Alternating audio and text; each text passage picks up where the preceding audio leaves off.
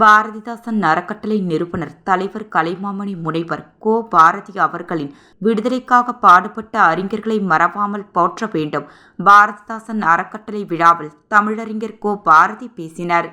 பாரதிதாசன் அறக்கட்டளையின் சார்பில் பாவேந்தர் கலை இலக்கிய திங்கள் விழா மாதந்தோறும் பெருமாள் கோயில் திரு பாவேந்தர் பாரதிதாசன் அரசு அருங்காட்சியகத்தில் நடைபெறுவது வழக்கம்.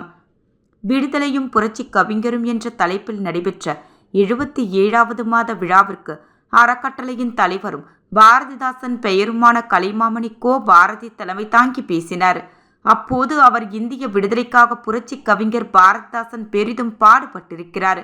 பாரதியார் பாரதிதாசன், சித்தானந்த பாரதி, வ.உ.சி. சிதம்பரனார், எஸ்.ஆர். சுப்பிரமணியம் உள்ளிட்ட விடுதலைக்காக பாடுபட்ட அறிஞர்களை மறவாமல் நினைத்து அவர்களை அனைவரும் போற்ற வேண்டுமென்று வலியுறுத்தினார்.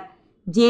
கிருஷ்ணகுமார், நமச்சிவாயம், லக்ஷ்மி தேவி, சரஸ்வதி வைத்தியநாதன், ராஜேஷ், மீனாட்சி தேவி, வேல்விழி சிவக்கொழுந்து உள்ளிட்டோர் முன்னிலை வகித்தனர்.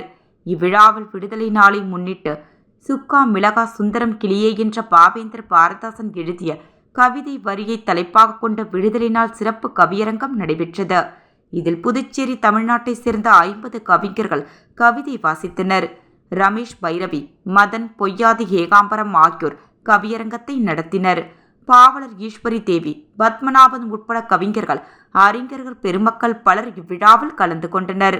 முன்னதாக கவிஞர் மண்ணாங்கட்டி வரவேற்று பேசினார். நிறைவில் கவிஞர் விசாலாட்சி நன்றி தெரிவித்து பேசினார்.